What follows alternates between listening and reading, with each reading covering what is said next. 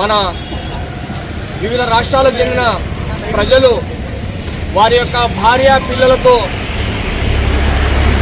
పర్యాటక కోసం అని చెప్పి జమ్మూ కాశ్మీర్ వెళ్తే అక్కడ చిన్న పిల్లల్ని తీసుకొని పర్యటించిన మన యొక్క సోదరుల మీద ఉగ్రవాదులు అతి కిరాతకంగా దాడి చేసి తుపాకులతో కాల్చి చంపి 28 మందిని కాల్చి చంపడము చాలా సిగ్గుచేటు.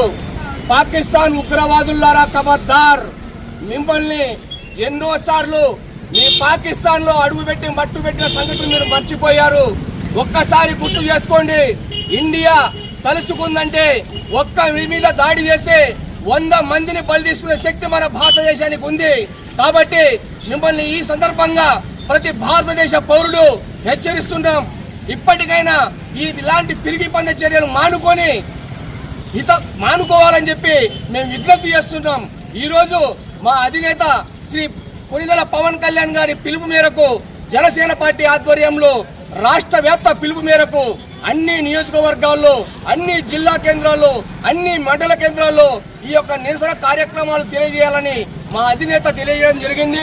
అదేవిధంగా మా యొక్క ఎమ్మిగనూరు ఇన్ఛార్జి రేఖాగౌడ్ ఆదేశాల మేరకు ఈ గోనెగండ్ల మండల కేంద్రంలో శాంతియుతంగా మా యొక్క కార్యకర్తలు నాయకులతో కలిసి ఈ యొక్క నిరసన కార్యక్రమాన్ని తెలియజేయడం జరిగింది.